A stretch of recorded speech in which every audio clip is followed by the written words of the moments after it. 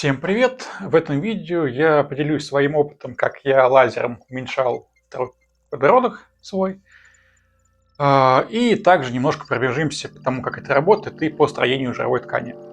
Для тех, кто интересуется для себя, то есть планирует это делать, сразу отмечу, что вот всякими процедурами, там, лазерный липолиз и всякие другие хирургические пластические операции, за раз можно убрать только 5% от массы. То есть, если избыточной массы много, то нужно сначала похудеть.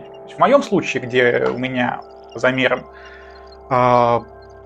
жира в организме порядка 11%, за один раз можно сделать почти там все тело и не заморачиваться. То есть, тут проблема в том, что жировые отложения некоторые представляют собой так называемые жировые ловушки. То есть, как пример, это вот на подбородке, на животе, на бедрах, может быть, зависит от генетики, от того, как организм формировался, там все сложно, и прочих факторов. То есть диеты и спортзалом их убрать практически нереально.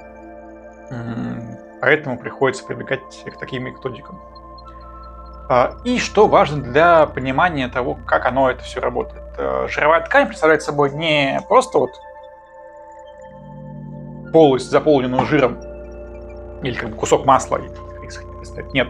Это скорее губка, то есть клеточная мембрана, внутри которых есть маленькие пузырьки жира. Умная картинка для того, как это все выглядит, стыренная мною с Википедии. Ну и в качестве демонстрации жировой ткани вот эксперимент с куском сала. Вот самый простой доступный пример жировой ткани. Понятно, что тут есть еще и мышечная, но нам она не интересна. Понятно, что это не человеческая, скорее всего, свиная, если верить тому, что написано на этикетке. Срезаем.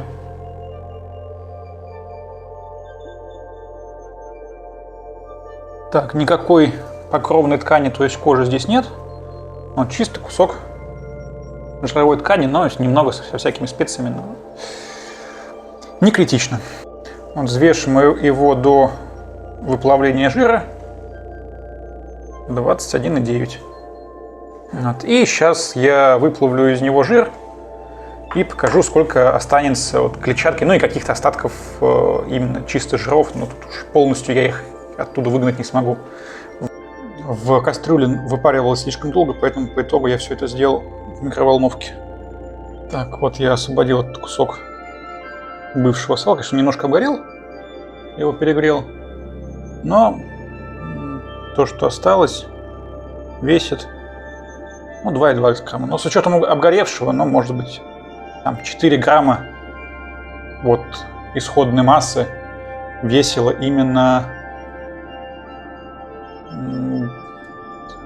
основа жировой клетчатки вот этой вот. То есть, получилась классическая шкварка. Ее можно даже съесть при желании, но я этого делать не буду. Понятно, что из этого кусочка вытек не весь жир, вот осталось вот эти вот клеточные мембраны, но все равно приблизительно в данном случае вот эта вот основа составила 1/5 от изначальной массы.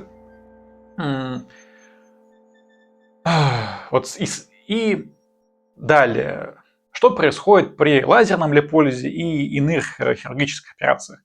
То есть лазером выжигают именно саму основу. То есть если нет основы, то жировая ткань уже не отрастет. Жировая ткань, она формируется из стволовых клеток, вот эта вот база ее.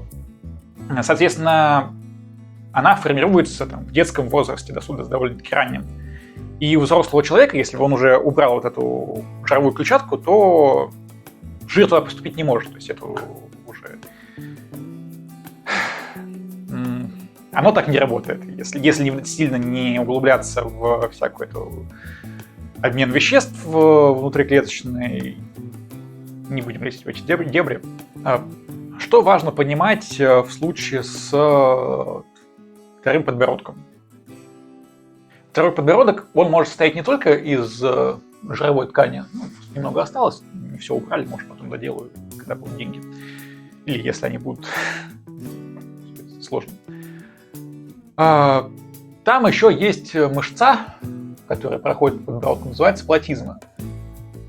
И если провисает сама мышца, а вот не жир под ней, то убирать жир бесполезно. То есть там уже всякая платиновая пластика, сложно, дорого, тяжелое восстановление. Кто хочет с этим заморачиваться, у кого есть такая возможность. Человек, как бы, это твое дело, твое тело, твое дело. То есть уже каждый сам решает, делать, не делать, тратить на это деньги, не тратить. В моем случае, почему я решил с этим заморочиться, со вторым подбородком? Во-первых, я планировал запускать канал, торговать лицом, желательно, чтобы лицо было посимпатичнее. Во-вторых, меня это просто бесило, особенно там на тренажере, когда там в зале зеркало напротив стоит, делаешь упражнения, и на тебя из зеркала смотрит Джабба Хат.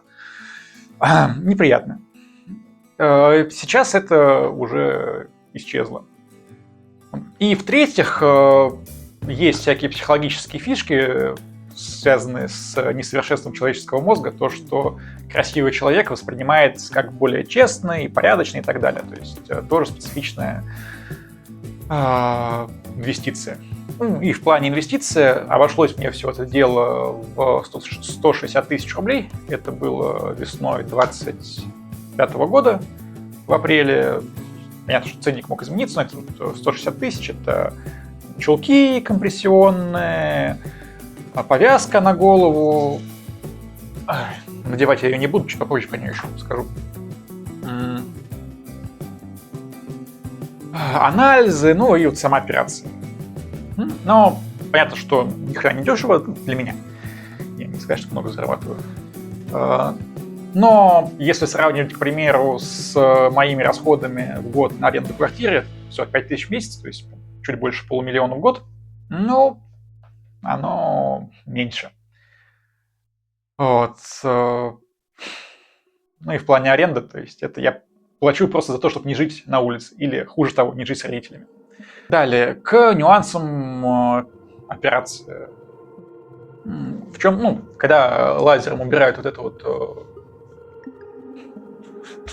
жировую клетчатку, понятно, что получается, что образуется полость между кожей и мышцами. То есть там, где до этого находился жир, остается просто выжженная фигня. Вот. И, соответственно, кожа должна быть прижата к мышечной подложке, чтобы она к ней приросла, потому что иначе она может отвалиться. Будет там полость чем-нибудь еще не тем заполнится. Собственно, вот для этого я ходил в такой вот повязке. Проще на видео показать. Там она с расстегнутыми ушами. Надевать я на себя не буду. И в этой повязке, понятно, первую неделю полностью нужно ходить, и там, в зависимости от рекомендаций врача, потихоньку можно ее там снимать на часть дня и там, на весь день. Вот. Правда, я человек, которому самого себя не жалко, и на пробежку я в этой повязке вышел уже через неделю после операции. Вроде бы ничего не отвалилось. Я, конечно, так делать не рекомендую, но слабоумие, отвага.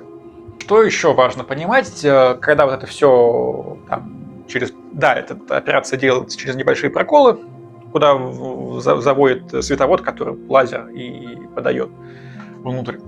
Но все равно после вот этого всего ковыряния под кожей, операция делалась под общим наркозом, так что все, что было между наркозом и пробуждением, я это дело не помню, потому что я был в отключке.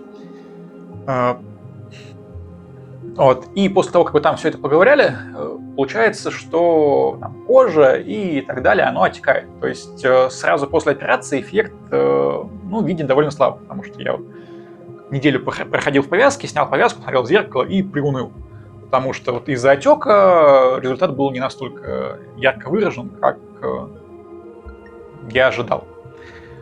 Понятно, что и врач говорил, что чудес не обещает перед операцией, но все равно свои хотелки и свои разочарования, они присутствуют. Но потом потихоньку сошло. И что тоже важный момент, вот эта вот вся зона, которая была под операцией, она, естественно, теряет чувствительность. Где-то чувствительность у меня восстанавливалась месяц даже, наверное, может быть, даже 2. То есть можно было тыкать и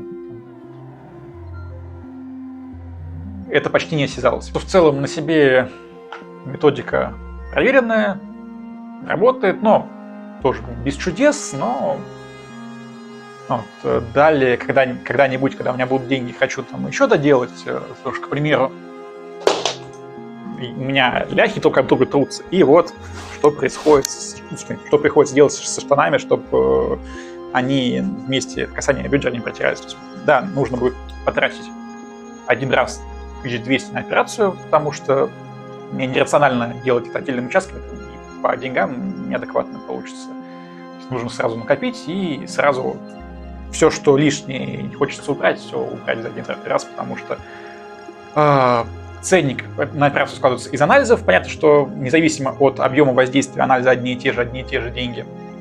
От анестезии, которая тоже, понятно, что может быть немного отличается в зависимости от длительности операции, но все равно это работа анестезиолога. Лучше один раз заплатить за большой объем, чем каждый раз давать за маленький. По деньгам, то есть условно базовая сумма там 1100. Вот сам факт операционный день в палате, анализы и все остальное. Вот, и дальше там немного докидывается за отдельные участки, то есть за объем работы. То есть, когда я там спрашивал про, если там делать бедра, живот с боками, мне сказали, что это обойдется 1200. Ну, понятно, что ценник мог измениться за это время, но все равно, то есть 160 вот эта вот маленькая зона или почти вся тушка за 200. Разница 40 тысяч небольшая. Сравнительно, понятное дело. Но еще стоит упомянуть из неинвазивных методик, когда ничего проковыривать не надо, криолиполиз. Сразу скажу, что, на мой взгляд, это полная фигня. Тоже пробовал, он сравнительно недорогой, там 1020 за процедуру, то есть это даже не считается операцией, потому что нет отверстий в тушке проковыренных. В чем суть? Там жировую складку куда-нибудь втягивают и потом ее замораживают. То есть, если верить всяким научным статьям, я довольно много их прочел, то жир при этом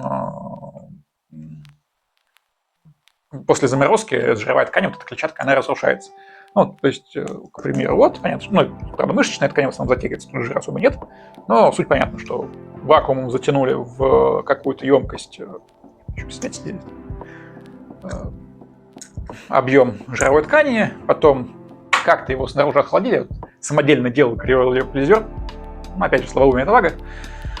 Вот, и я охлаждал все это дело сжатым газом.